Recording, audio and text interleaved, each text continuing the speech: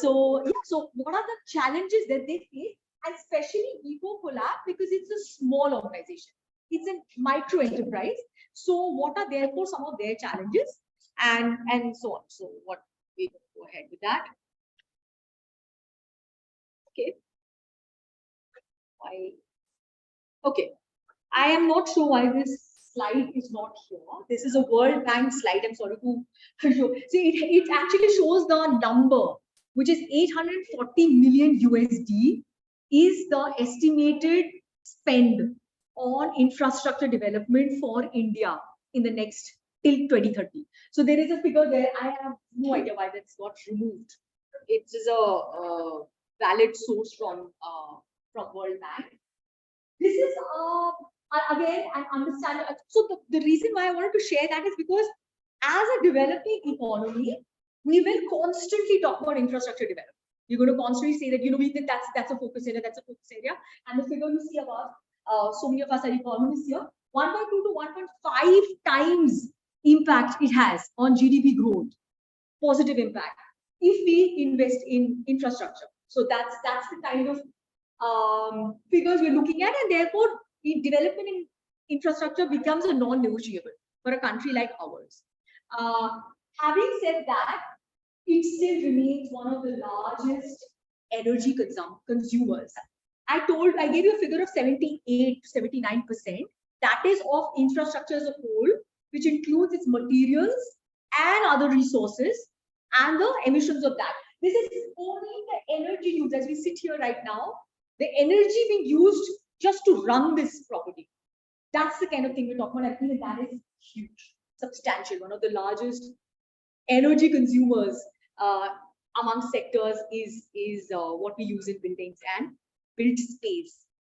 So where does all this energy consumption overall happen? Just to give you a very brief overview, HVAC, which is your ventilation,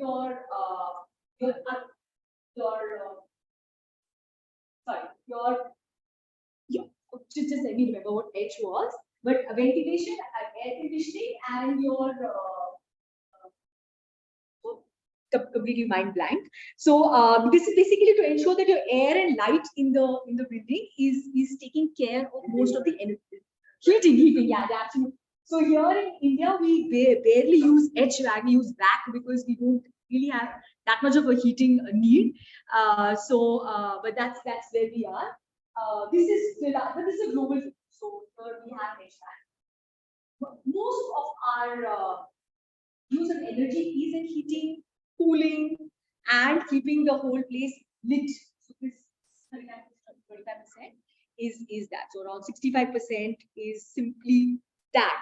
Here is a very simple designs, very basic vernacular. When I say vernacular, I mean local designs to take care of just these two factors can tremendously reduce our ability to consume energy. For example, something like this, where we're sitting under the ground.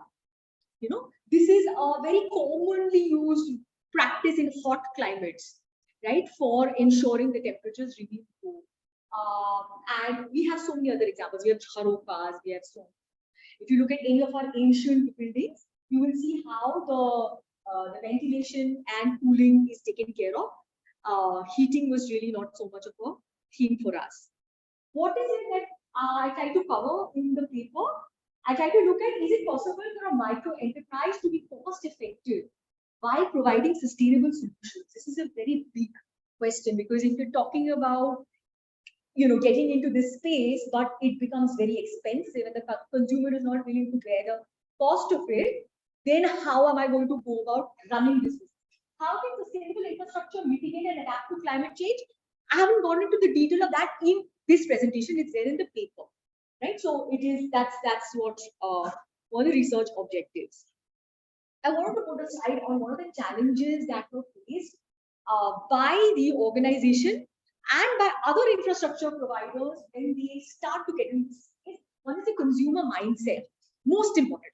So one is that there is a belief that anything which is sustainable is more costly, is going to cost more. Right? then there is this whole concept of, okay, if you're going to give me something which is made with natural materials or looks at a completely different way of building, is that even durable? Because, and this point is actually kind of connected to all of that, because those challenge what we consider as modern structures. So modern structures are necessarily concrete, steel, and now increasingly glass, right? So that's modern. So when you're telling someone that we're going to be using mud, or we're going to be using straw or other natural materials, or some elements of stone, because that's what we've done for hundreds of years before, there is a lot of challenging from the consumer. Consumers like, A, I don't even know if this will work. B, it's going to cost me more, so I'm not going to get into it. So these are the questions which were faced by EcoCollab a lot. So Arundhati Seth and Anamika Garg are architects and urban planners. They are professors in an institute in Bangalore, and they were constantly frustrated by this inability to look at sustainable infrastructure. So, the fact that absolutely nobody, when I looked at their reports, less than 1% of the consumers were demanding sustainable infrastructure, whether it was for the homes or whether it was for the offices. Less than 1%. And the figure has not increased a lot. This is 2021 reports, and even since then it's like that. So they founded this. They said, no, we are going to go ahead and we're going to address some of the mindsets that the consumer has. So that's when they went ahead and found EcoCollab, which has now been acknowledged by the Ministry of Urban Affairs. They're doing projects for the government. They've been awarded extensively by Mahindra and so on. You can quite well now. They are supported by a network of specialists in renewable energy, efficient urban agriculture, water conservation, and so on. So that's how EcoCollab came about, and this is what I kind of address in the paper. How do they meet with the cost factor as a micro entrepreneurship in a field which nobody has a demand for? We're talking about something which people don't want. They have to push the product or the concept. How do they meet with the costs? So one thing that they did was, which helped that, was just the two of them are really there in the organization. They're the only two of them. There is nobody else. The rest of them are all consultants. So they come in at specific time for specific projects. So they do not incur the cost of keeping that talent in the organization. So that is one way that they were able to address the cost of it, how to keep the cost true. This is a little bit of a technical thing to say, kind of put up on the website. They have various kinds of offerings. A very interesting offering which I found very nice was that they also provide support if you want to go in for a green certification. You want to become a green infrastructure provider. EcoCollab actually helps you do that. So it's not just that I will take all the projects, but you want to do that, we'll enable it for you also. So their heart seems to be in the right place in terms of really looking at sustainable infrastructure. So they do that. They have a whole panel of contractors. They work out of Bangalore, but they have projects all over the country. And they have a panel of contractors who they train increasingly over the last 2-3 years from the reports that they've been putting up.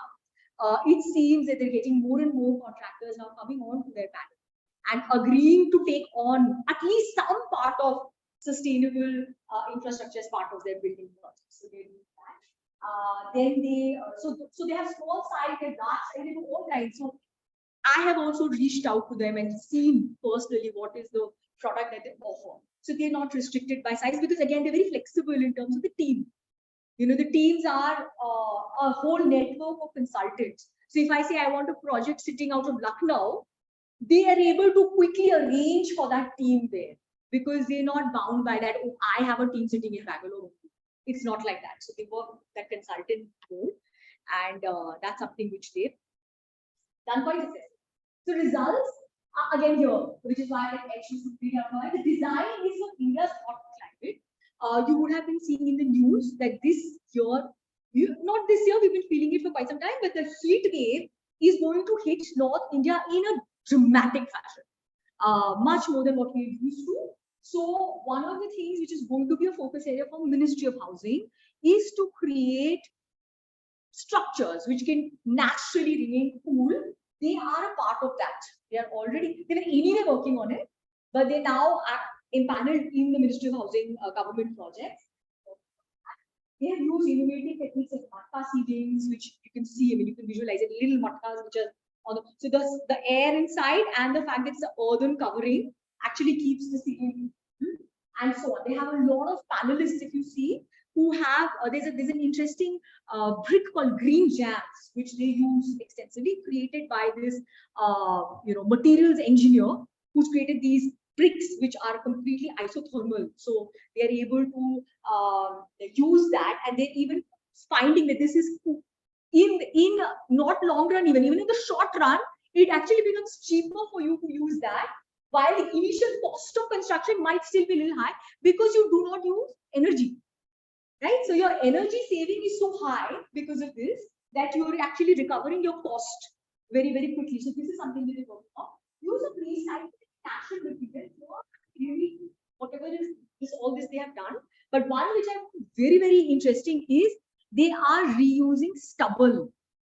So yeah, so that is a very, very interesting. It's addressing the planetary and environmental crisis in both ways. One is they're not allowing the stubble to get burned and create pollution. We all suffer from that.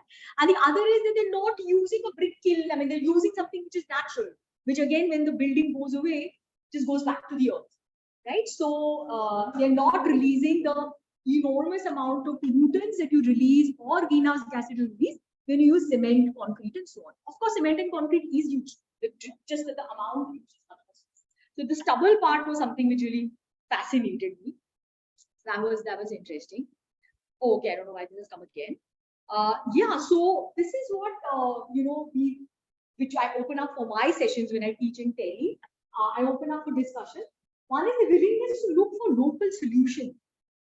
That we have been very focused on building structures which look homogeneous in the world. So now you can actually pick up a photo of structures in Tokyo, or Gurgaon, and it will look the same. So we need to be doing structures which reflect on your own culture and climatic conditions, and understand the severity of climate change. This is something which we are still very far away from. We somehow can't see the connection between that and build structure. What has EcoCollab done? It has done huge amount of stuff. One of the figures that I wanted to pick up was 40,000 kg of carbon dioxide saved since 2021. So that is something which they've done. Just want to end here, quoting one of the most amazing vernacular architects that there was.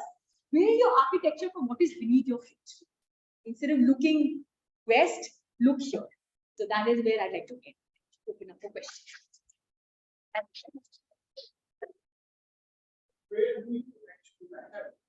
Yeah, sure. So I have like that is related to agricultural growth. It actually is. And do you think like people take agricultural business to more seriously and like reduce action or slow emission? Do you think so? So, sir, in fact, the one of the papers I'm writing for Wiley, we're studying the fact that the best HVAC structures are made by agrarian economies. The reason being, an agrarian economy understands heating and cooling and ventilation the best. So we are seeing that not just India, but the whole belt from here right up till Turkey, all the countries which have a very strong grounding in building structures which understand ventilation and cooling are agrarian economies, simply because one of the oldest structures that were built were really to store agricultural produce. So therefore, there is a strong connection between agriculture and having naturally cooled structures. Is there any dilemma regarding and you share a slide showing like largest share in actually. So, like, any some lines like how we can part from renewable energy. So, how we can, how we can get some alternate solution that's Yes. So very good. Yeah, we can do it. If the a stark example of that is the school in Jodhpur. You may have seen that it's like a semicircle like this in the desert. At 45 degrees Celsius, it has no electrified cooling. None. It's a girls' government school designed by this American architect, and it is entirely simply using a better ventilation, airflow, and light system to keep it entirely cool. It is very possible. Renewable energy is also something which is resource intensive. So we can't say that we will keep using air conditioning but keep having solar panels. It doesn't make sense. So we have to look at structures which just don't have an energy need or a very minimal energy need. And it's possible if we look at our traditional structures.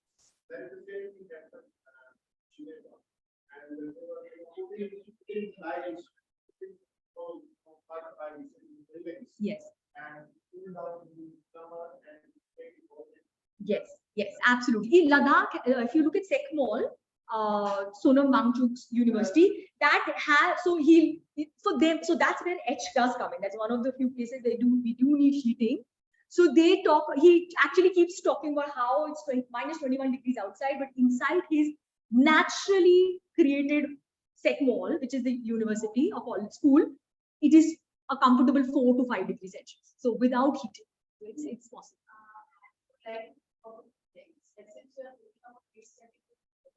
Yes. So science talks about what is the objective and purpose of the mission. Right. So you tell me that where the target audience and which missions are there. Yes. Yes. Yes. But nobody in the slides was mentioned how are they, which is the first point, locations of India and their mission. And how do this get the target audience? They are committing to energy. Yes. That's what. Yes. Also, community development. Yes. Yes. So it's not in my slide. Okay. Yes. Yeah. Yes. Yes. Yes. Do you think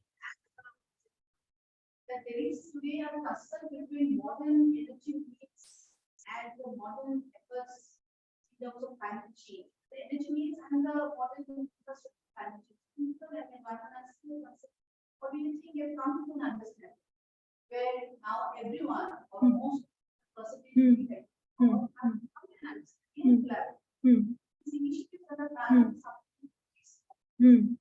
so is this initiative very serious?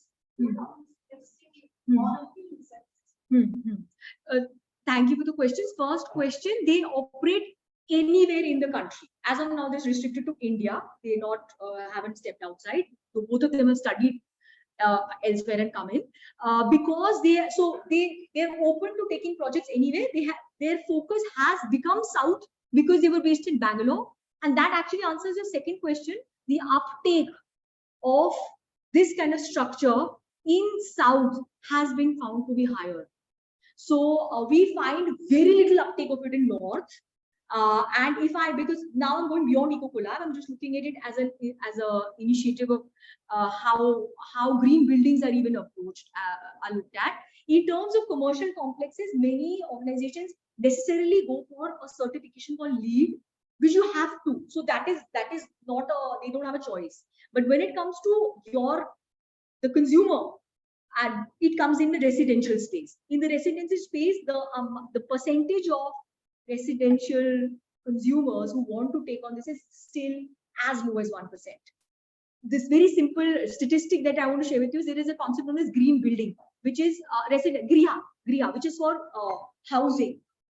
The first Griha house came up in where I stay in Chittaranjan Park, and after that, one more came up by this Bollywood celebrity called Gul Panag. After that, there has been just a handful of Griha certified housing. There isn't a demand for it. there is still an understanding of the need to have solar panels. There is an understanding of a need to have rainwater harvesting.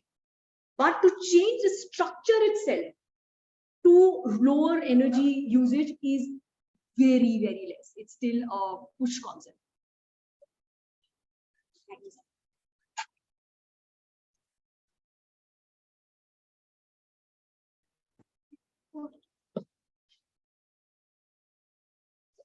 यहाँ से क्या share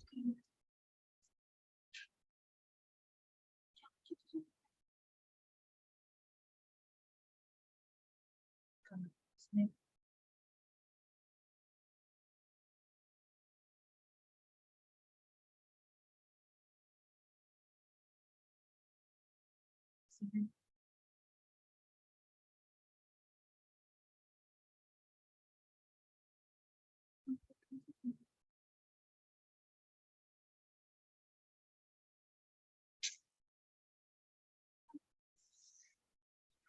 कौन कौन कौन कौन अवतार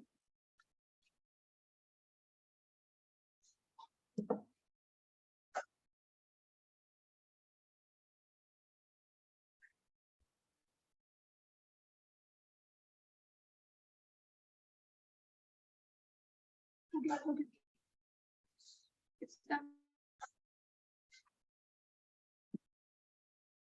भाई रवि प्रधान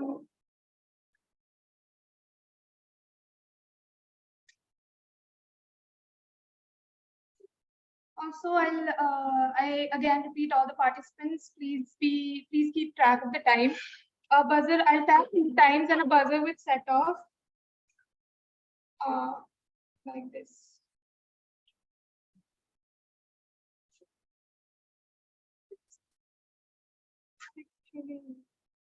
I will set an alarm, so alarm would set off, and I'll tap double times. That means that you've exceeded 7 minutes. So please.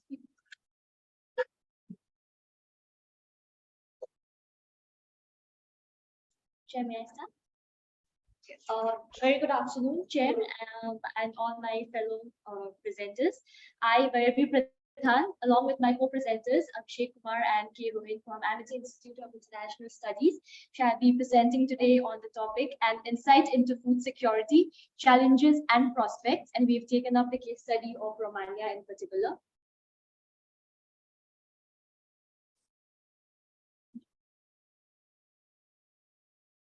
Okay. Starting off with the introduction. Food security can be defined as a situation that exists when all people at all times have physical, social, and economic access to sufficient, safe, and nutritious food that meets their dietary needs and food preferences for an active and healthy life. So this concept, this emerged as a concept in the 1970s when the issue of food insecurity became complex to such an extent that the world could not turn a blind eye to it. So food security covers four major dimensions. The first one being availability, followed by accessibility, utilization, and stability. These are the research objectives. Sorry. These are the research objectives that we focused upon. The research methodology we have used are both qualitative and quantitative, using primary as well as secondary data.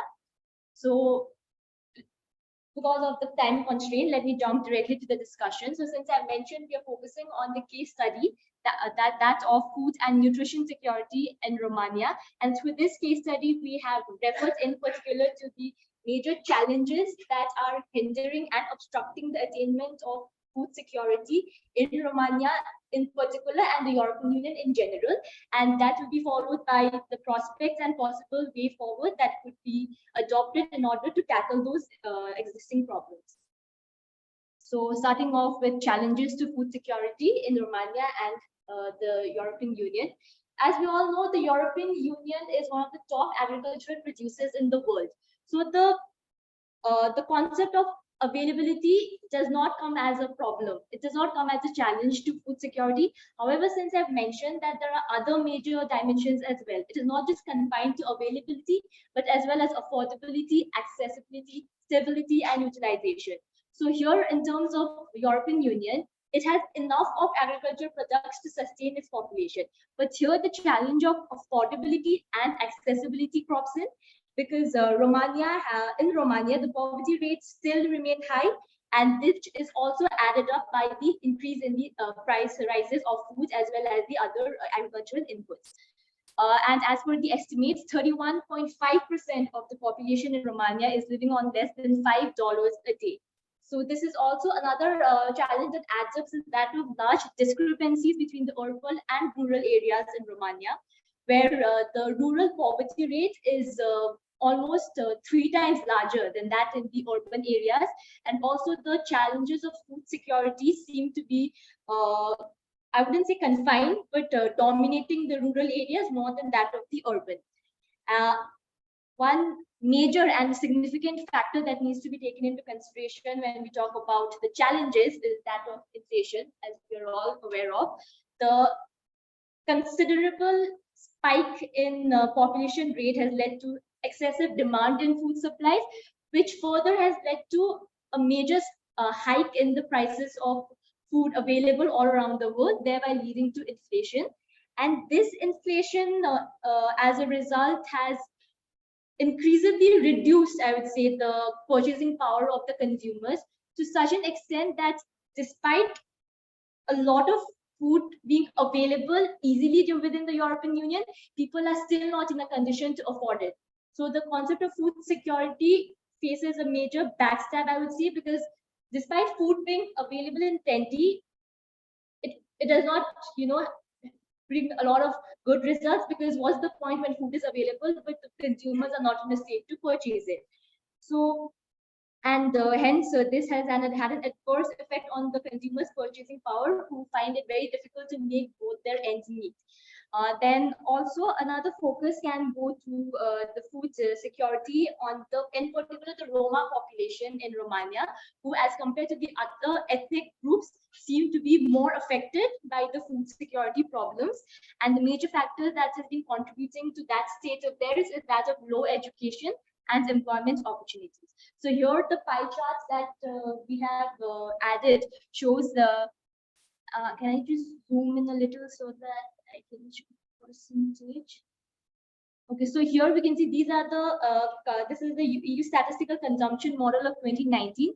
Here we can see that major percentage is spent on that of housing, water, electricity, and gas fuels. But considering the fact that the price rise has been majorly inclined to the fuels and the fertilizers and the food security, so we see that major part of the expense that is confined to that same area is facing more of the price rise. So for instance, like majority is spent on housing, water, electricity, and gas fuels, but it is this same category that has faced the highest price rise. So considering more price rise, more price rise to the category which is more in demand, so it's like directly proportional. The more the demand, the higher the prices. So that leads to more of the challenges, the already existing challenges in Romania and the European Union in particular. So these are the major challenges that I have stuck to, but considering the time constraint, I focus only on the major ones which I felt should not and could not be avoided. So my co-presenters will be focusing on the recommendations and the way forward to tackle those problems. Thank you very much.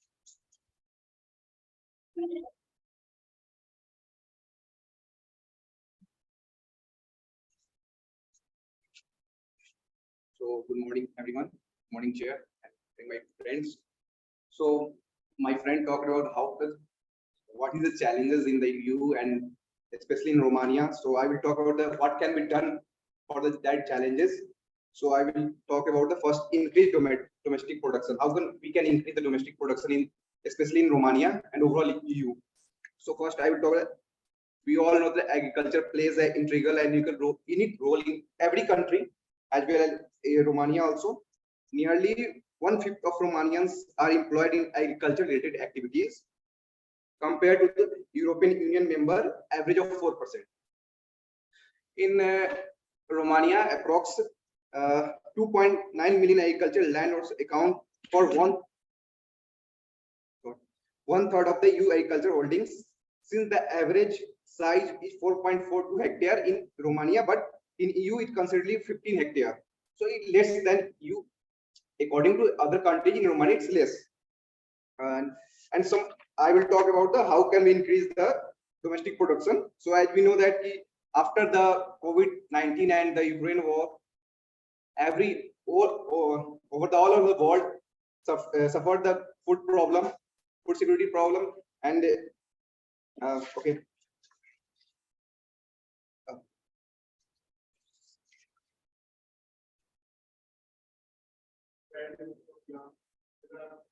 Yes, I've explained, sir. So the first one we have to do promoting sustainable food production. You can invest in the sustainable agriculture practice such as regenerative agriculture, organic farming, and precision farming to ensure the ability of health and nutritious food for its citizens. This can also help for reduce greenhouse gases emissions and increase resistance to climate change. And second point is diversifying the food supply chains. So to reduce reliance on food imports from vulnerable countries, the EU can explore the potential for diversifying its food supply chain by promoting domestic production, investing in local food system, and sourcing food from the variety of regions and countries. Romanian country or EU countries can also support a small scale farm because 85% of total population live in urban area in EU, especially 45% in Romania. So European Union and World Bank, every country should focus on the small scale farming. So we all know that after the COVID-19 and Ukraine war, small scale farmer reduced to a small amount of production. So we can provide you and Romanian banks and country can provide financial and technical assistance to small scale farmer to ensure their sustainability and increase their food production capacity. And we can also ensure for food waste reduction. Approx 20% of food go waste in. Okay. Next thing, my friend will conclude the rest of thing.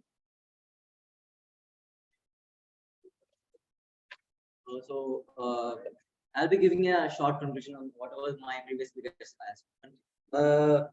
Our research and analysis show that the Romanian agriculture system was fragile, and in order to guarantee food security during the crisis.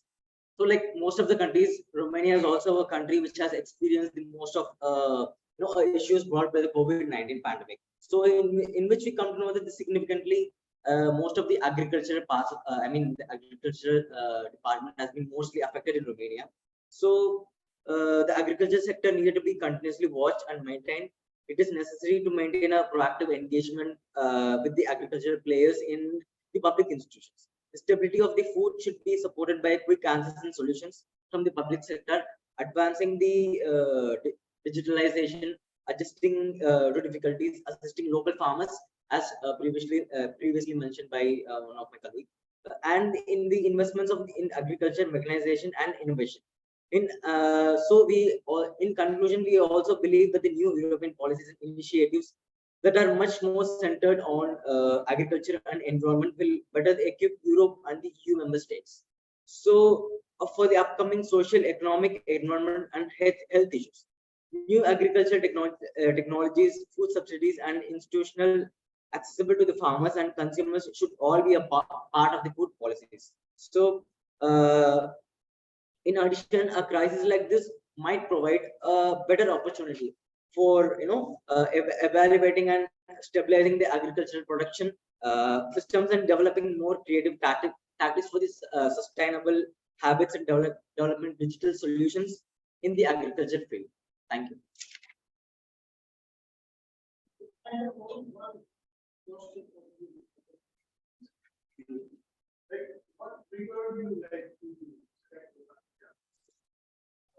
So the very fact that of all the European, so we actually kind of discussed about all the European Union countries, which country could be an asset for us to go into in-depth analysis, because of all the others, for example, Romania is in no comparison to the United Kingdom, for example. So and because the rural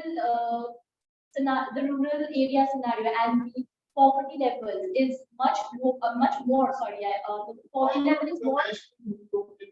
Like Poland, Yes, sir, we can go for that, So, but and we said that security problems exist in yes, sir, the great, but whole of Union.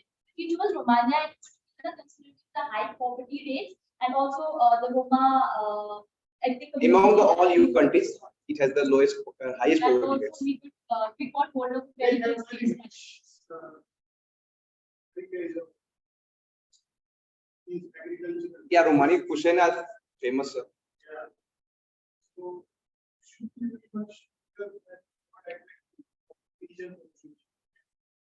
Like region one is they are very crazy. Traditionally they are very much. So should be focus on the basic Yes, sir. part of that like because and Yes, climate change. We have so already everything, but we are time bound, sir. So I think the major problem here was that affordability. Affordability because availability, as I also mentioned twice, that European is a top So agriculture. there can be So also we have enough. But here the challenge we're talking about is that affordability.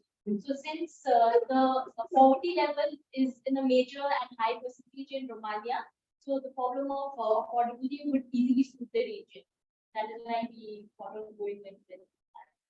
So first, I'll give some recommendations. Yes, ma'am. Since you've taken a place which has no marker, electricity, and the connection to food availability and affordability.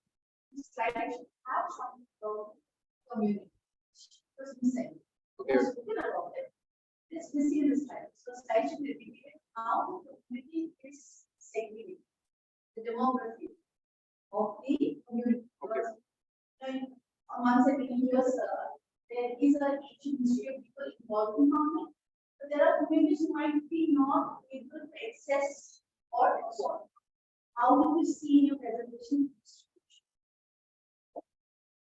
That is one. Now, these recommendations are yours or other recommendations? Yes, ma'am. Where you correct these recommendations? World Bank and European Union and FAO, WFP. So here we see the 6 recommendations. Have you done an in-depth study of any one of the recommendations? And not Let's say postcode. And be part of the recommendation.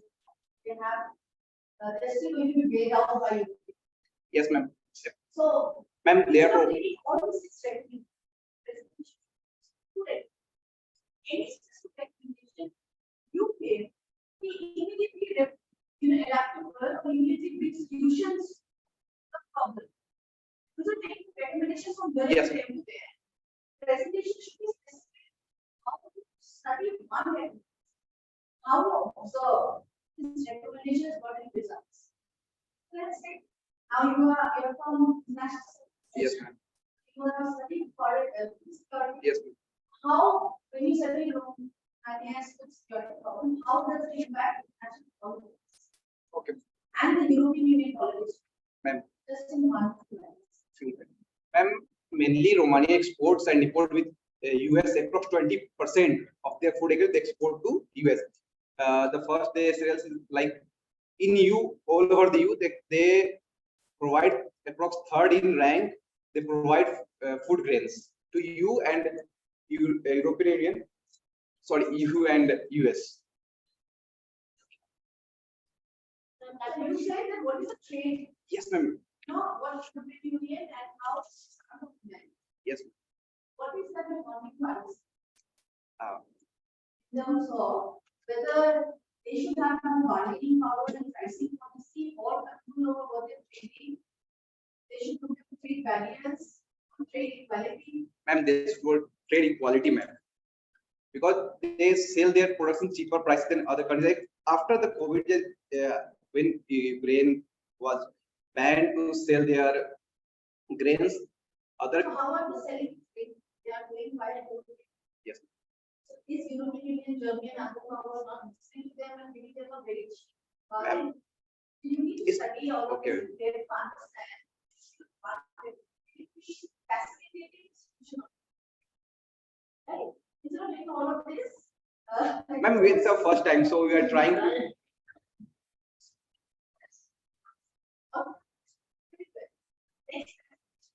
Actually, take this. No, Yes, ma'am. because, since it's not Japanese. Yes, ma'am, observation. But it's not done with research. You can't say it's a research. Say it's observation analysis. It's something you're doing. Whenever you do such things, just take out some points on which. Okay, ma'am. Like the parenting something data. Yeah. So you should, like, prices you were saying, see some growth like. As CAP, the framework. So you need to furnish your. Yes. Done with any Thank you, ma'am. Thank you, ma'am. Next is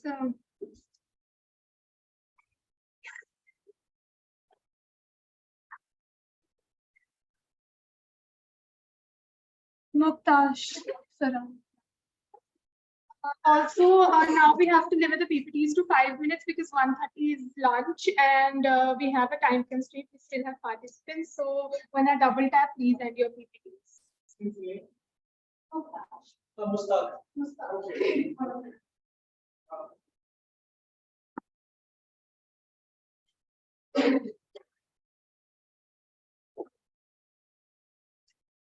Meanwhile, I'll just introduce myself because we are time constraints. So my name is Mustaq and I'm coming from Kolkata. Before starting the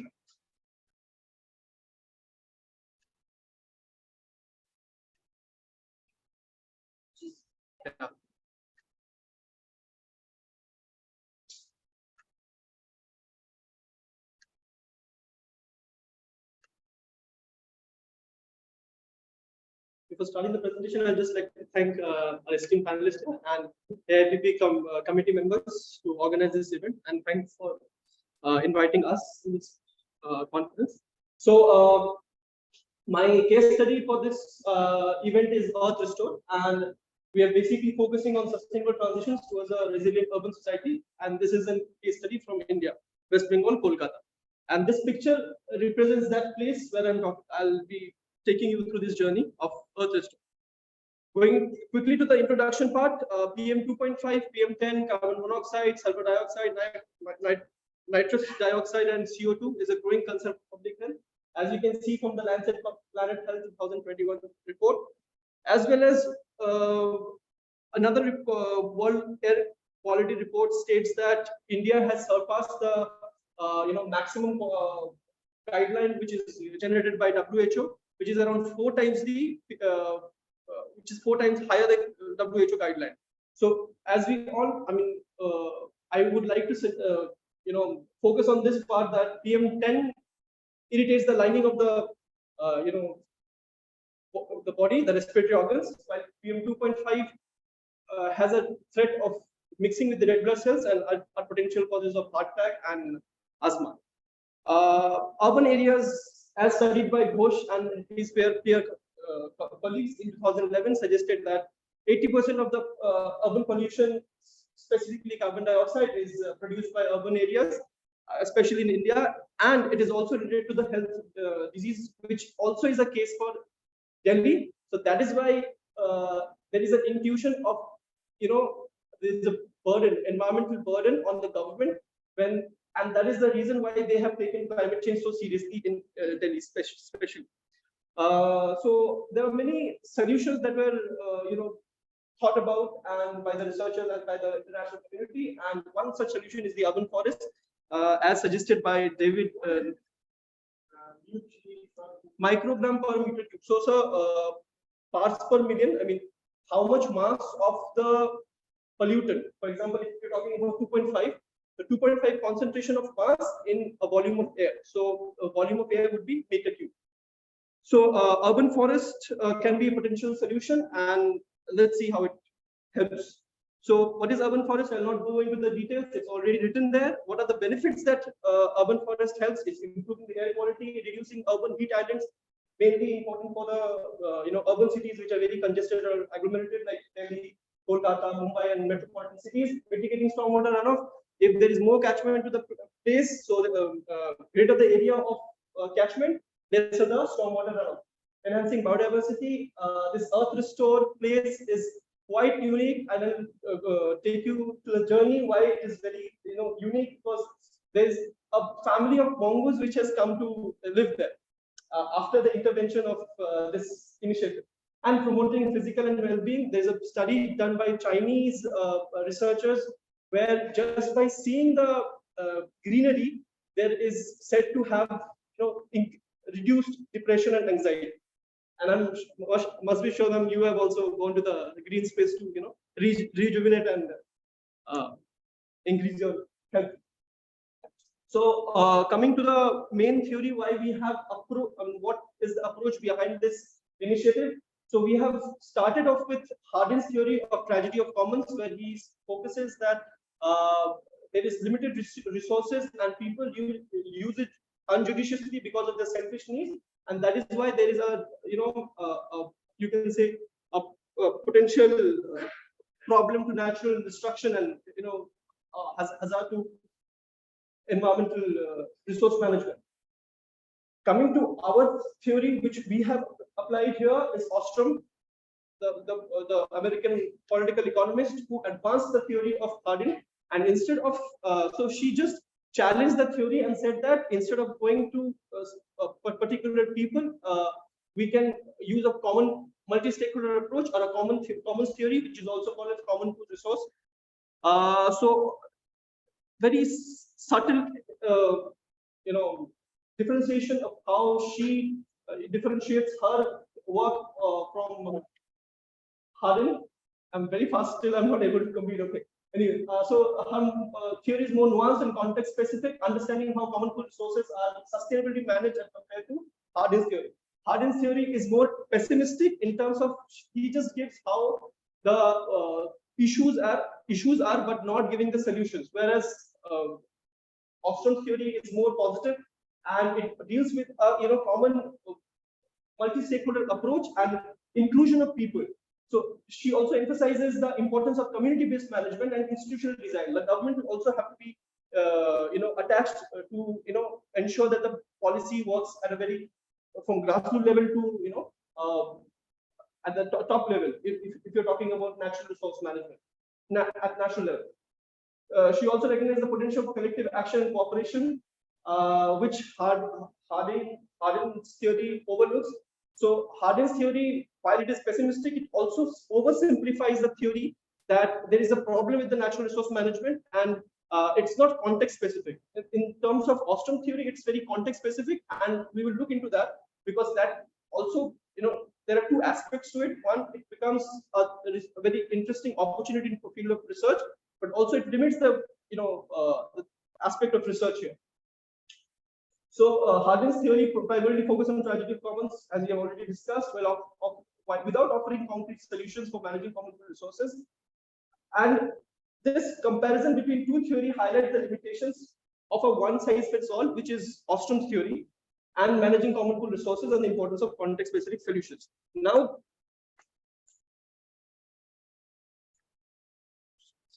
so the thing is how Earth Restore uses, and the initiative of Earth Restore uses Ostrom theory. And before talking in terms of Earth Restore, Ostrom's theory, advanced the theory by giving 8 principles. And these 8 principles are aligned with Earth Restore, and we'll see how it aligns with that. So Ostrom theory clearly defines boundaries, and here Earth Restore, what it does, it engages with the local communities like the MIGs. MIGs are the middle income groups. So if you see 2 pictures here, one is this portion of the urban forest, and one is this portion. And this is a patch of land here. This portion belongs to the MIG. Sorry, which I think high income groups. This belongs to the MIG. So, and there was a cultural problem where the 2 communities would not intermix with each other because of this, the traditional approach that they have and the mindset. But the children are not, are exposed to these kind of subtle cultural aspects, and they come here to play. So in some way, this also addresses this cultural issue that we might overlook. The second point is congruence between appropriation and provision. Earth restore involves local communities like the people, the common people, the trespassers, the common. So there is no fixed gates to it. It's just anyone can come inside and go outside. It's not a big issue for that, and that's the reason why the people who are there, I mean the local community, sometimes. So I happened to visit this place, and I very interestingly, there was this lady who came there, and she started picking up some leaves, and just we asked what is the reason behind picking up this. So she said that as per her traditional knowledge, she was taking that for her kids, so that so it was, I think, mint or clove, and she was taking it for remedial purposes at home. So she uses the traditional approach, traditional theory, and she's using. So this urban earth restore is using, yes, yes. So collective arrangements, earth restore engages stakeholders, decision-making process. So there is NGO, there is, yeah, and earth restore also helps in monitoring.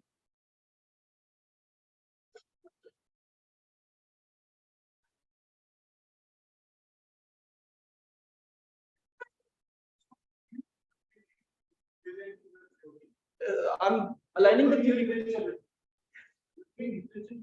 No. So this earth restore, I'm personally like attached to it, and I've seen how to change.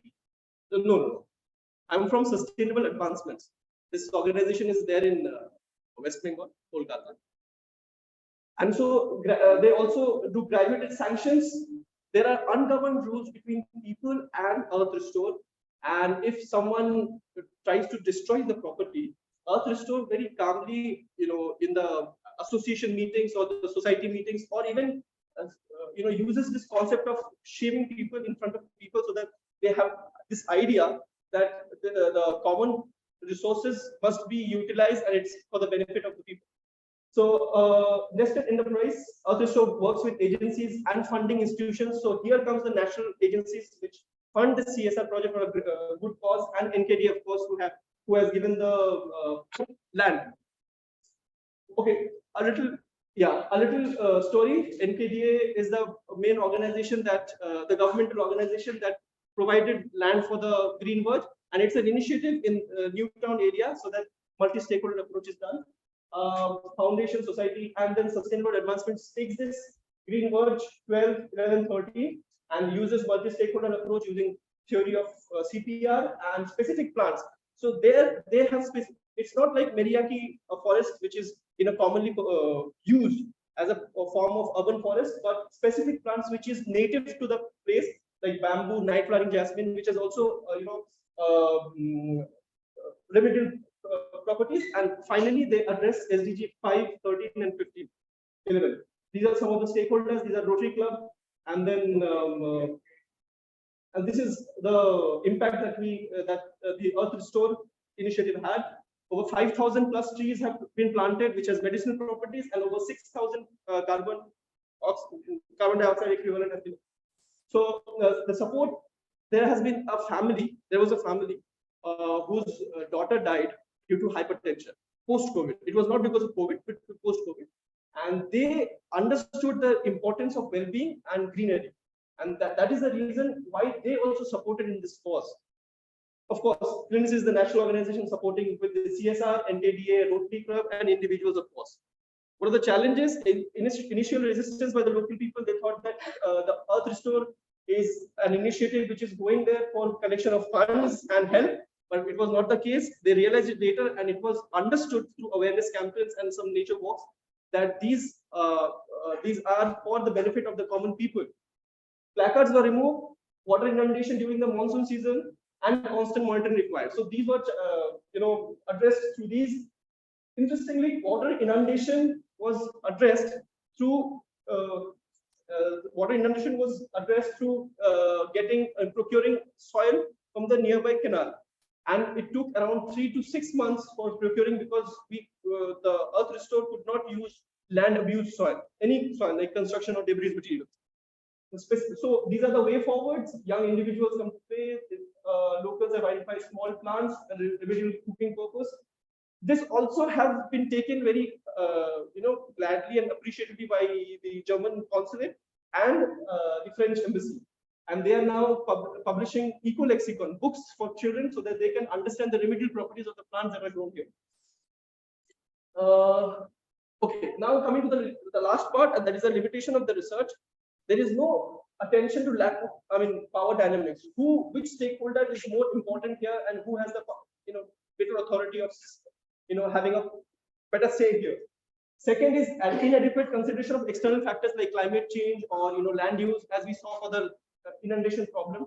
If, for example, this green verge is set up in Delhi, what are the challenges that will be faced? That is not known, because Ostrom theory also does not support, does not specifically talk about this aspect. Limited focus on long-term sustainability, because Ostrom theory is very context specific, and it also only focuses on the short-term aspect of the sustainability. So there is a limited focus on this, and insufficient attention to cultural factors. Also, one cultural factor that I spoke, that the children from different social groups are coming together and playing, and that created a door here, a concrete door here, so that was a new achievement of this organization. And MITs created a concrete door so that the people can have easy access to it, and that was you can say an achievement of this initiative. Thank you so much.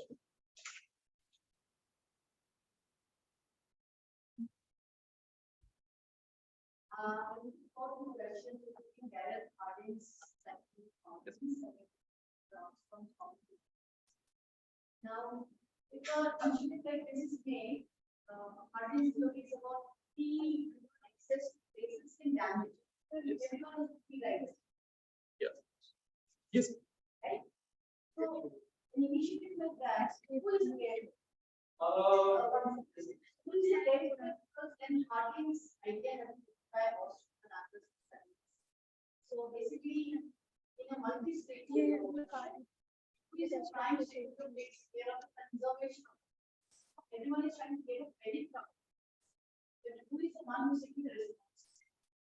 Second, who is the influence education, which we have to how artists can handle contribution. There is a household policy. So, the first question, the primarily the organization or the initiative whom NVDA, private responsible authorities, is giving the land. So they are tasked with the monitoring. Of course, the responsibility of that organization should be to make the local people aware, and this is their management. So that is why organics come in play, and this is the role of the organization has tasked to organize their first place. The housing organization and then management so that these people also take care of the space, because after all, these are the people who will and watch for. Right. Second question is because as I mentioned because of the need of green space, this urban forest makes more viable. So you can say rural forest will also be there, but the viability is the people not be that much as this. See,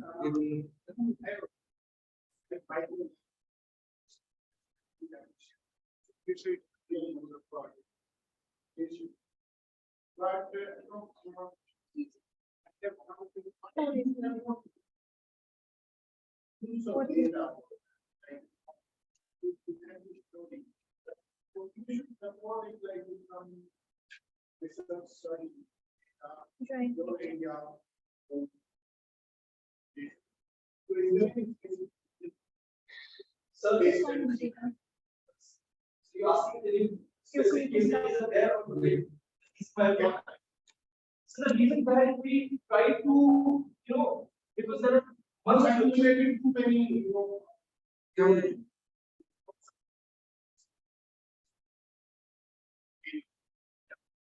so basically this initiative was mainly advance the customs theory. And yeah, I mean, my and we have tried to understand this entire journey. I mean, every research paper is a journey. And this research paper journey is more towards the micro level. How can we achieve some success? I mean, I'm also planning to do. Yes, yes. It's a big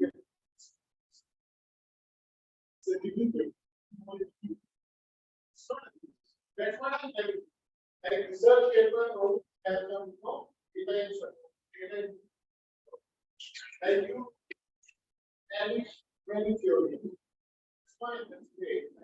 And you like this apart from that, like you need some methodology or some scientific models or like statistical model, and then you like your own research and analysis. Out of that, you can justify your hypothesis in the beginning. So that will be the research. And this is a very good paper actually. So just like to add something, we had two research objectives behind doing this. One was what is the need of green merge, and the second was does Ostrom theory align with the initiative in this? I mean, how Ostrom theory aligns with this aspect? That's fine. Most of the theory and the question that might like you can analyze. But apart from that, you keep justifying sample size area, sample size ratio. Yeah. That's completely fine. It's wonderful. And it's really good. But what I'm saying is, like, okay, please support it in terms of research, Yes. support that done, so that it can be published somewhere. Sir, the initial challenge why this was needed, supported by facts and figures. So data is there. Sure. And you were saying that this is urban area, this is area, this is like tanks and something. This is actually that's why what I'm saying is that this might have Yes, sir. So our research paper in manuscript that means some of the statistics that is required.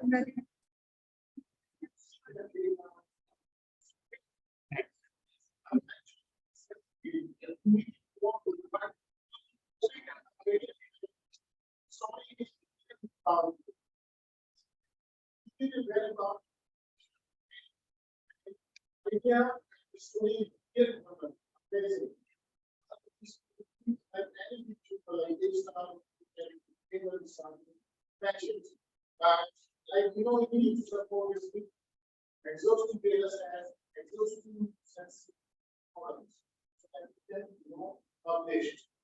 That's what actually I don't know what level you are studying. PhD. No, sir. So that might be becoming the fastest. But you are doing this in literature. Right? It's a literature. That's good. Now we'll start with the online presentations. Gayatri Kunte, can you unmute yourself?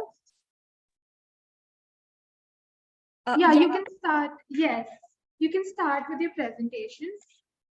What's her name? Gayatri Kunte. So I'll start sharing my screen.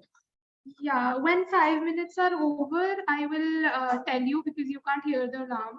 So I'll inform you. Yes. So can you see my screen and can you hear me? Just a minute. Can you speak again? Can you see my screen and can you hear me? Yeah, yeah. Okay, so I'll start now.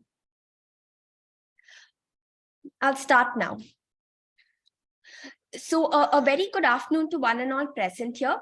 A study titled Developing an Agricultural Vulnerability Index to Climate Change in the Western Ghats districts of Karnataka aims to measure agricultural vulnerability to climate in a significant ecological zone. We We select the Western Ghats region on account of its ecological significance, since it consists of a high percentage of forest cover that has been deforested. Deforestation in the region has taken place to the extent of nearly 654 square kilometers, and we assess that deforestation has the potential to increase climatic variability. A significant driver of deforestation has been agriculture. Yet, crop cultivation is highly dependent on deforested land area on account of higher soil fertility. Yet, that nexus between deforestation and agriculture remains impaired by the climate change impact. Hence, we aim to develop an agricultural vulnerability index to climate change in the region, given that the region has faced high deforestation.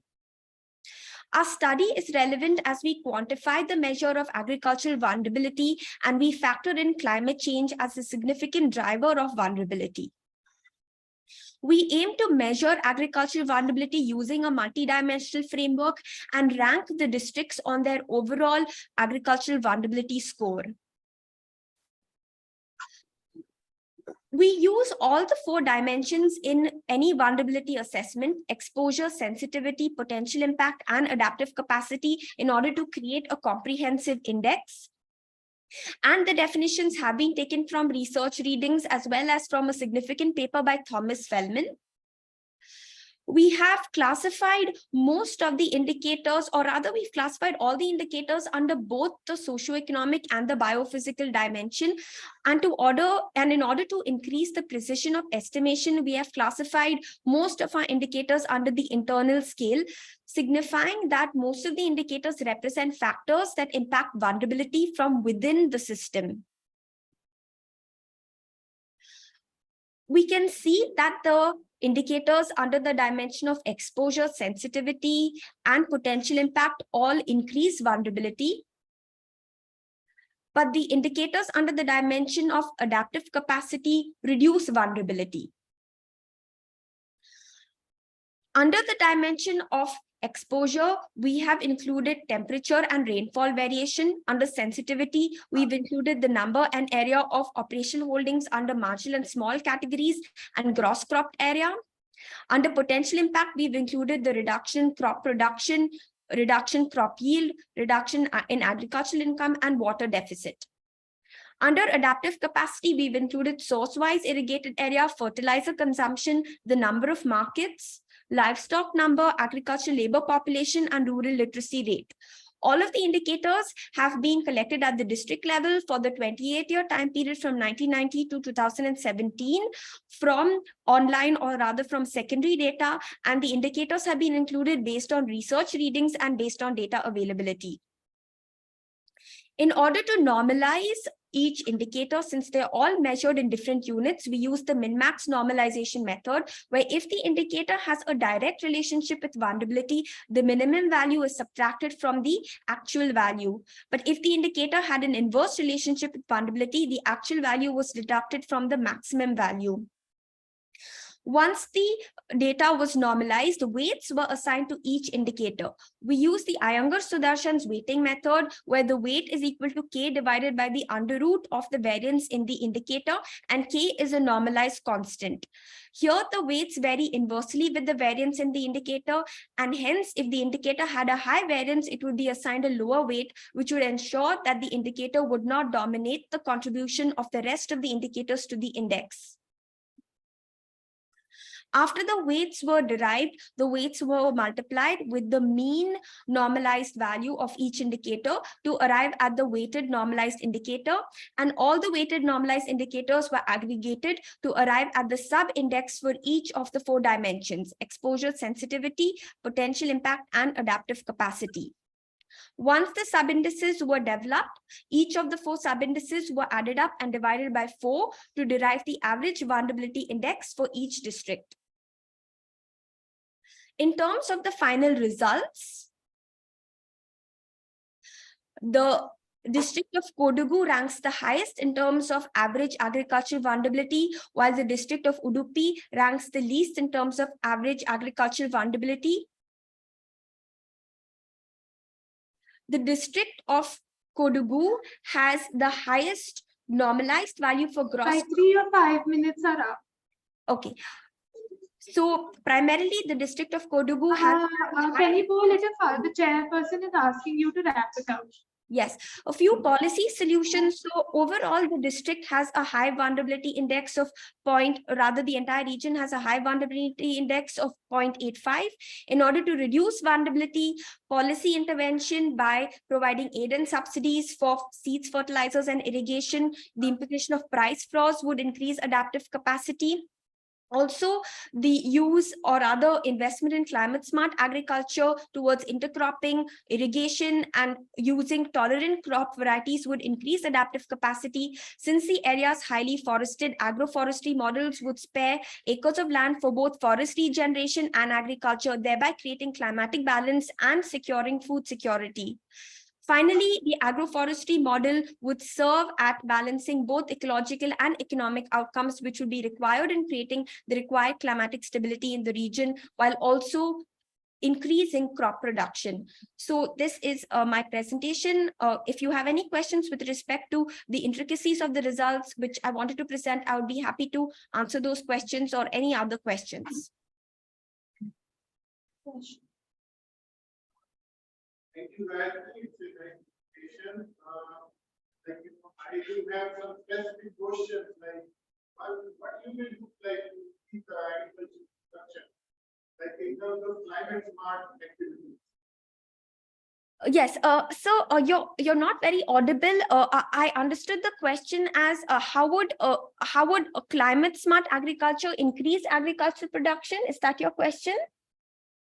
Yes. Yes.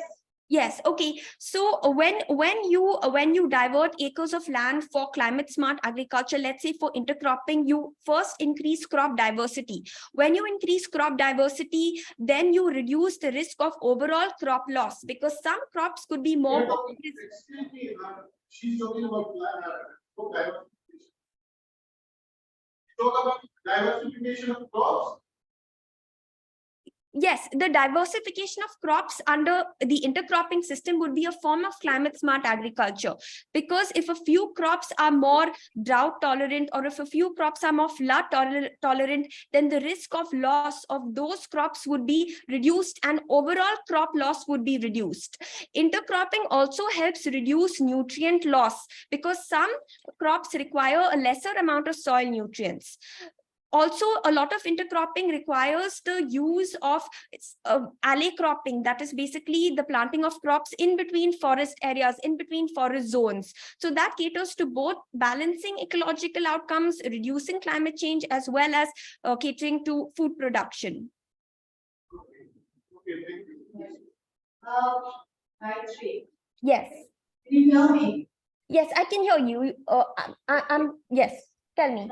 So you have mentioned about the vulnerability and the forest of Western Ghats, yes, right? Yes. So you have also mentioned here technological intervention. Yes. So how will Western Ghats like within the funding system and the technological intervention, which are both in terms of agricultural technological interventions and other earnings, how much has it changed in terms of reduction in vulnerability? Okay, so from what I could understand, your question is how is government intervention directed towards foreign Intervention. government intervention? Right? Technological intervention. Okay. How has technological intervention helped reduce vulnerability in the Western Ghats? Right. Okay.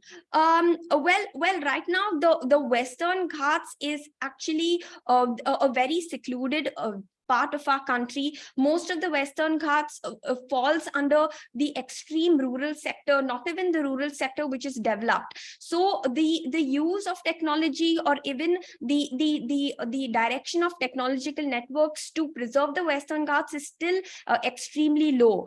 Given that a lot of the Western Ghats is highly secluded, a lot of the forest area is under the reserved category, which is under forest department protection of the government. government. So a lot of it is not even accessible. Yet a lot of the unreserved forests, or rather the unprotected forests, are deforested. I can just say that the government has tried its best to classify data on the extent of forest cover. The Forest Survey of India has biannual reports on the extent of forest cover at the district level. So using that data, one can estimate the extent of deforestation that has taken place.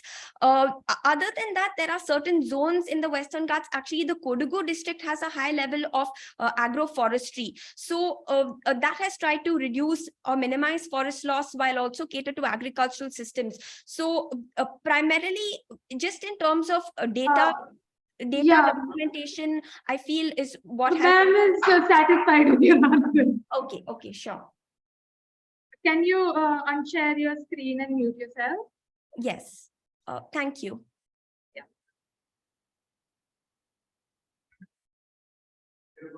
Now, yes, sir. Shri Bose, are you there? Yes, I'm there. Hello, can you hear me? Yeah, can you please share your screen and start with the presentation and let you know when your 5 minutes are over? Actually, I have a request to make. I'm not too sure about how to use Zoom, and I don't quite know how to share my screen. But can I share my PPT that I have? I had all. Share you. Uh, I'll I share. I'll share my PPT as a document. Just 1 second. Okay, you share it yourself. Sorry.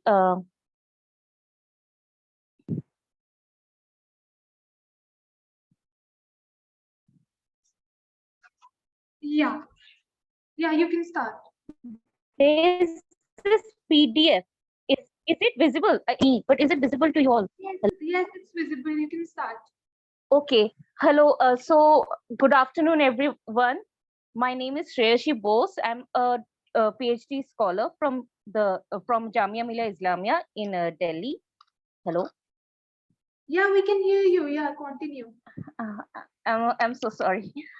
So basically, my research paper is to do with why India needs a policy for climate change refugees, and it's basically a South Asian perspective on environmental migrants as refugees. So, as we all know, climate change in today's day and age is induced by human activity such as greenhouse gas emissions. I'll just hurry up. Just 1 second. I'm sorry.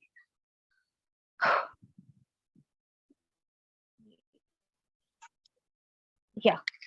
So climate change effects include cataclysmic events such as vanishing coastlines, loss of territories, escalation of conflict over natural resources. And I would also like to point out that between 2008 and 2016, 21.5 million people were displaced every year due to extreme weather events.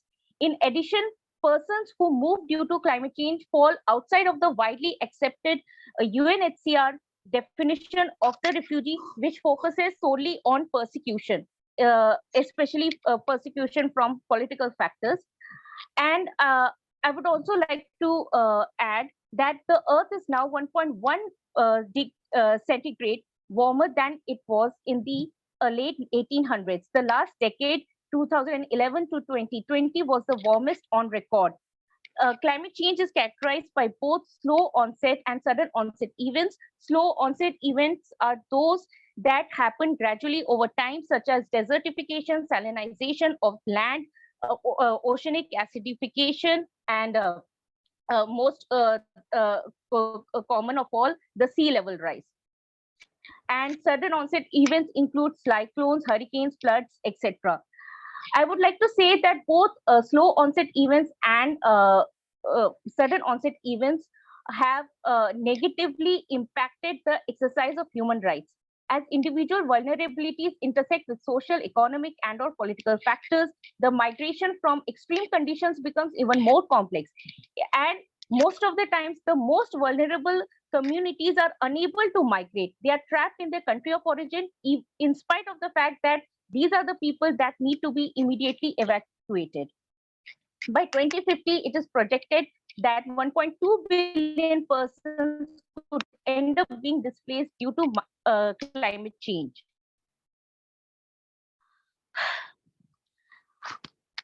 It is a global issue that requires not just immediate attention, but also collaborative effort. Most importantly, in my personal opinion, it requires regional-specific solutions that are global in action. Developing and least developed countries, especially those located to the south of equator, are witnesses to large-scale human migration due to resource scarcity as well as escalating number of extreme weather events. Middle East and Africa are brought down by competition over scarce resources like food and water. And some scholars have pointed out to the fact that droughts in Syria during the period from 2007 to 2010 ultimately led to the Syrian conflict, which is continuing till date.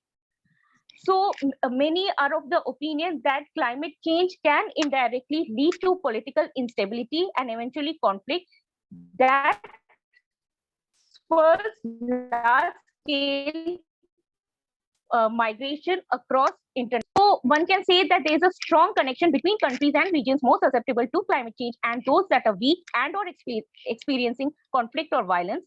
Climate-related stresses may be climate-related stresses may expose vulnerable communities that lack effective prevention efforts to the risk of conflict and displacement, and vice versa. Environmental degradation also poses great threat to regions with weak governance and dispute resolution structure. I would like to point out that the UNHCR definition of the refugee is a very limited one. It is very limited in scope. However, 5 minutes are over. Then can I I just request wind you up? to wrap it up because we have a lot. We have 2 more speakers. We don't have time. Actually, I just need 2 minutes more. Come to the conclusion. Please wrap it up. We don't have time. Okay, fine. I'll just wrap up as to why I think India needs a refugee policy, which is the main conceit of this research paper. Basically, India needs a refugee policy for climate refugees or environmental migrants because one, India is located in South Asia, which is projected to be to face the brunt of climate change once this century is over. Second, the South Asian region or the Indian subcontinent is composed of countries that have had troubled inter-country relations.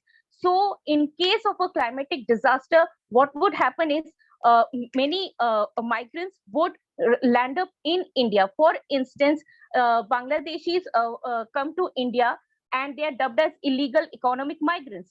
So Bangladesh is projected to lose 17% of its landmass, that is 13% of its population, due to the negative effect of climate change. We don't have time. Can you please let me complete? Because because see, there were people who were taking over 10 or 15 minutes. Just one, no. Just one question. Our chair has only one question. So could I just conclude it once? Like, just give me 30 seconds more. The chairs and the participants have to go for lunch. I'm so sorry. Please ask The question, please answer the question. The chair is asking.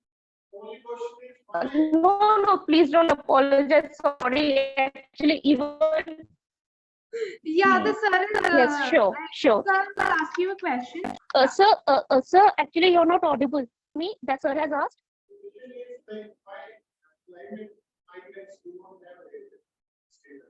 Why? Why climate migrants do not have a refugee status? Why Oh, yeah, climate? sure. I have covered this in my research paper as well. The reason why they don't have legal status is because basically the UNHCR definition is widely accepted that those people who are persecuted would be accorded refugee status. The Organization for African Unity does in some ways, even the Cartagena Declaration to some extent addresses this. They say, like for instance, the OAU definition says that that even those people are refugees who are fleeing from their countries. Yeah, just wait one second. second. We don't have time, please. I want to Yeah. complete the answer. Please, I want to complete my answer. That they also include basically events please that seriously short on disrupt time, Shreyashi. Please unmute yourself. disrupt public order. That's it. Thank you. Thank you for this opportunity. Noira Faruqi, are you there? Yes, I'm there. Yeah, please start. I'll let you know when your 5 minutes are over. Yeah, sure.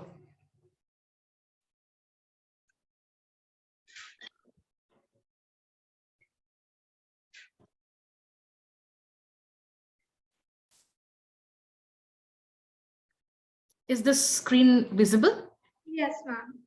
Okay, so thank you very much, Honorable Chair, and all the members of Amity International Public Policy Conference and people from the most respected university, JNU. Thank you for giving us the opportunity, and I will be presenting my paper. I will try to take only 5 minutes of yours. I know we are running short of time. So the topic is managing and measuring food security through public distribution system. It is a case of an urban slum in an Uttar Pradesh district. So we have chosen this urban slum, and we have tried to figure out, we are trying to measure the food security. And when the food security is measured, we try to collate it with the public distribution system in that particular area. So we all know the genesis. In the previous papers also, people talked about the definition of food security. I will not go into it. It is when you have availability, affordability, and accessibility, along with stability for having nutritious food. So these are the 4 pillars of food security. Further moving on, this is one of the frameworks, very popular frameworks given by famous economist, Professor Lawrence Haddad, in one of his working papers, where they have told us about the generic indicators. What are the indicators? There can be, a lot of indicators for food security in terms of process indicators, in terms of generic indicators, in terms of gold standards. And then coming to public distribution system, we are all aware of what public distribution system is. Now, how public distribution system runs in every state, in every region, that is very important for us to know. It is basically the management of food economy in India, and is the sole responsibility of the public distribution system, which is the major public intervention. And by definition, it looks that this is a basically supply chain management with the help of Food Corporation of India, one of the biggest corporation which is managing food. And I think no other country is can boast of this corporation like we have. But of course, when it is a big corporation, it will have a lot of shortcomings also. Now, these are the various things that public distribution takes into account. It is basically a targeted public distribution system. Now, you have fair price shops that we call this ration shops. And then you have Food Corporation of India, major entity, which is responsible for the distribution. There are leakages in the public distribution system. There can be a lot of reasons for the leakages. Then offtake and distribution. Offtake is when the government, then FCI releases the, this food to different states. That is called as offtake. So leakages could be during the offtake, leakages could be during the distribution of rations. And there can be under purchase also. So there are a lot of facets of public distribution that I will be talking about. Now, let us see what is the relevance of this paper. The relevance is because, as we all know, according to the Global Hunger Index, India is falling to 107 out of 121 countries in the Global Hunger Index. So we need to really look into various things. Leaving COVID also, there were a lot of things that we have to take care in order to actually control the food prices. Sorry to interrupt you. Ma'am, the chair is saying that you have 30 slides. So could you please Yeah, I'm trying to wind up soon. Don't worry, the 30 will not take time at all. That is why I'm on the 6th. Yeah, don't worry. Okay. So Next is how I have measured the food security. See, there are a lot of methods to measure food security, and maybe many of you would be aware of it. So what we have taken, because there are 4 ways how can we measure food security according to John Hodinot. Now, there is an individual food intake data. What have I eaten? My husband has eaten. My children have eaten. Individually, we are taking food intake data. Okay. Second is the household calorie acquisition. Third is the dietary diversity. How diverse is my diet? And fourth is the indices of coping strategy. So I have taken indices of the coping strategy. It was it was not time consuming also, and it was cost effective also. So therefore, I have taken this method in which I'm trying to see what are the coping mechanism that the people have adopted, in order to remain food secure in that particular urban slum. Now that this is my research methodology, if you all can see, this is how I go: research question, research objective, hypothesis, and research framework. This is the research question: is there any association between the food security status and PDS accessibility and utilization? Now you need to have PDS. PDS is running very nicely in a particular city, but the question is, if I have access to PDS, then can I utilize it? Maybe I have a ration card, but I am not able to utilize it, and there can be many reasons for it. So therefore, I have divided into two: accessibility and utilization. Research objective becomes to draw association between food security status. Food security status I am getting from indices of coping strategy, and PDS accessibility utilization at Shah Jamal. Shah Jamal is that area which is an urban slum in the district of Aligarh in Uttar Pradesh. So therefore, I have taken this. Research hypothesis: there is no relationship between the food security status and PDS accessibility and utilization. And finally, what is the framework that we have made? It is basically, these are the 6 questions on which I will be taking care of the coping mechanism. Consume less preferred food, reduce the consumption of man, reduce self-consumption, reduce children consumption. Any member skipped a meal in the last 7 days? Any member skipped whole day meal in last 7 days? These 6 questions are taken from United Nations given set of questions. So I have not the validity and the reliability is absolutely fine here. And then I'm trying to collate it with the food security coping strategies and the public distribution system. So this is my research framework. Further moving on, we can see the research design first. Okay, just give me 1 minute. So what we have taken into account is, ma'am, the chair is telling you to come to the conclusion. Fine.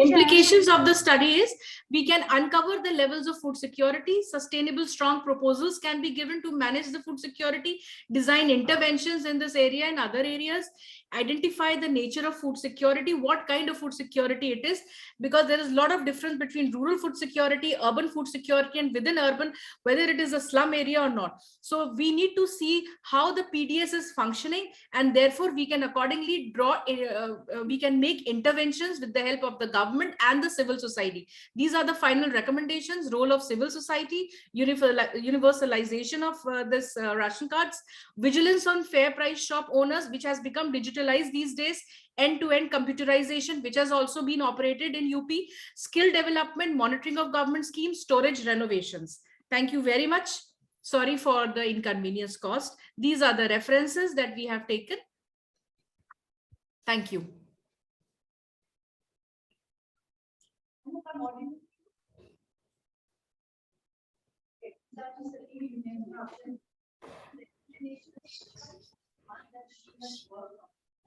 Okay, ma'am, the chair has asked you a question. Out of all Yes. the recommendations, which one have you worked on? Once more, please. Sorry. Out of all the recommendations, which one have you worked on? In our research, we have actually research. Sorry, we have actually see my the conclusion of my study was this, that we first drew the qualitative indicators. It was a mixed method, qualitative, and from qualitative we tried to get the ideas and what were the what was what kind of questions we could frame, and therefore we came to these quantitative. And one more slide I will show you in quantitative. Besides those 6 questions, these were the areas that we delved into. So now you can see, if somebody is answering those 6 questions, and we will see whether he has PDS accessibility or utilization. So if he has accessibility, many were having accessibility because of fake ration card and they were not able to utilize it. People who wanted to utilize it, Russian shop owners, the fair price shop owners, were trying the coercive powers that they could not use the ration card. And sometimes they used to sell this in the open market. There were people who said, yes. Ma'am, yeah, the chair is satisfied with that. Okay, okay. Thank you, ma'am. Thank you so much.